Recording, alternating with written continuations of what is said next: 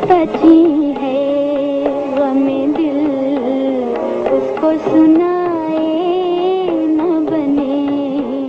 उर्दू अदब में जदीद अफसाना निगारी के मूजद सादत हसन मंटो 11 मई 1912 को समरियाला मशरकी पंजाब में पैदा हुए। इब्तदाई तालीम और सानवी तालीम अमृतसर से हासिल की। 1932 में इनका पहला अफसाना तमाशा के नाम से मंजर आम पे आया, जो कि जलियांवाला बाग में होने वाले वाक़े के तनाज़ुर में लिखा गया था। उन्होंने बहुत से माशरती पहलुओं पर कलम उठाया। मसलन हिंदुस्तान में बरतानवी साम्राज्य जिस तरह लोगों का इस्तेसाल कर रहा था, उसके हवाले से उन्होंने बड़े जानदार अफसाने लिखे। जो जलियांवाला बाग के हवाले से अफसाना लिखा, फिर काला कानून के अफसाने से हवाले से अफसाना लिखा, जो कानून की अमलदारी के हवाले से आज भी जब हम पढ़ते हैं तो एहसास होता है कि जैसे ही आज की सूरत हाल पर लिखा गया अफसाना है।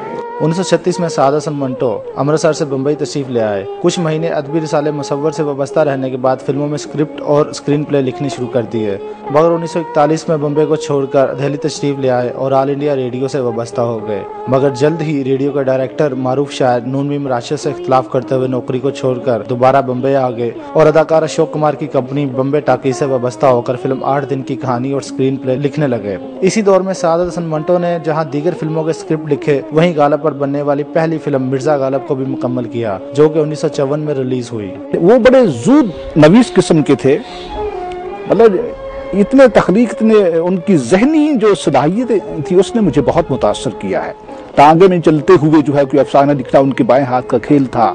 मामूली सी लोग बड़ी मतलब घंटों सोचते हैं, फिर कोई बात कोई शाहपारा तख्लीक करते हैं। सादत हसन मंटो का शुमार उर्दू अदब के नुमाया तरीन, बल्कि मैं कहता हूँ चंद बड़े अफसाना निगारों में उनका शुमार होता रहा है और होता रहेगा। सादत हसन मंटो तकसीम हिंद के बाद पाकिस्तान आ गए और लाहौर में रिहाइश अख्तियार की। इनके लिखे अफसानों को जहां आलमगीर शोहरत हासिल हुई, वहीं बाज नकादों ने इनके कुछ अफसानों पर इतराज भी किया और इसी वजह से उन पर कई मुकदमात भी कायम हुए, जिनका उन्होंने हर तरह से मुकाबला किया। अफसाना निगारी के साथ साथ सादत हसन मंटो ने अपने दौर की अहम शख्सियात के खाके भी लिखे, जिन्हें अदबी ज़ौक़ रखने वालों में खासी पजीराई मिली और खसूसी तौर पर बानी पाकिस्तान कायद-ए-आज़म मोहम्मद अली जिन्ना की जिंदगी पर लिखा गया खाका मेरा साहब, जो कि कायद के ड्राइवर हनीफ आज़ाद के इंटरव्यू पर मुश्तमिल था, आज भी अपना अदबी मेयार कायम रखे हुए है। मंटो साहब का कमाल ये है कि उन्होंने उस ज़माने के अदब के कारी को एक न सिर्फ ये कि शऊर दिया, बल्कि उनको जगाने की बात की और ज़िंदगी के जो नाजुक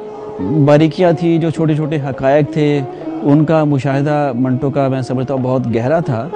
और जिन चीज़ों को हम सरसरी देखकर गुजर जाते थे, मंटो ने उनको देखा और उनको अपने अफसाने में बयान किया। आज भी जब हम उनके अफसाने पढ़ते हैं तो हमें महसूस होता है कि उनका हम पल्ला कोई और अफसाना निगार नहीं हमें नज़र आता है। ऐसा अफसाना निगार कोई और नहीं है जिसने इतनी बारीक बीनी से ज़िंदगी को देखा हो, ज़िंदगी का मुशाहिदा किया हो, और न सिर्फ मुशाहिदा किया बल्कि उसको अपने अफसाने में बयान भी किया। सादत हसन मंटो मेरा मुजरिम है, वो इसलिए कि जो जो मैं उनके अफसाने पढ़ता गया, मेरी सोच की हिस्सें बेदार होती गई। मैं उसके अफसानों में गर्क हो जाता था और उसकी तमाम मैं अपने आप को उसके अफसानों का एक करैक्टर महसूस करता था। जहाँ तक सादत हसन मंटो के अफसानों के बाद जो मैंने उनको समझा, वो एक सच्चा, खरा और दयानतदार इंसान था। इससे बढ़कर ये कि वो एक मुहिब्बे वतन पाकिस्तानी था, जिसकी वाज़ेह मिसाल जो है वो उसका अफसाना श्याम है, जिसमें वो कहता है कि मैंने तो बम्बे टाकीज को छोड़ दिया, अब पंडित जवाहरलाल नेहरू कश्मीर को क्यों नहीं छोड़ता। सादत हसन मंटो तो 18 जनवरी 1955 को वफात पा गए, मगर उनके अफसाने और उनकी तहरीरें आज भी जिंदा हैं, क्योंकि उन्होंने अपने अफसानों में आम आदमी की मुश्किलात या साइकी को मौजू बनाया, जो हकीकतन कभी ख़त्म नहीं हो सकती। यही वजह है कि आज भी लोग उन्हें जदीद अफसाना निगारी का शहंशाह तस्लीम करते हैं। सादत हसन मंटो को बिलाशुबा उर्दू अफसाना निगारी का मौसी से सानी कहा जा सकता है, क्योंकि इन्होंने उर्दू अफसाने को जो मुकाम दिया वो इनसे पहले मुमकिन नहीं था। इनके अफसानों में हमें मुआशरे की भरपूर अक्कासी नज़र आती है और इनकी कब्र पर लगा ये कतबा इनकी ज़िंदगी का गुमाज है। कैमरामैन नईम अहमद के साथ मुदस्सर कदीर, चैनल 5 लाहौर।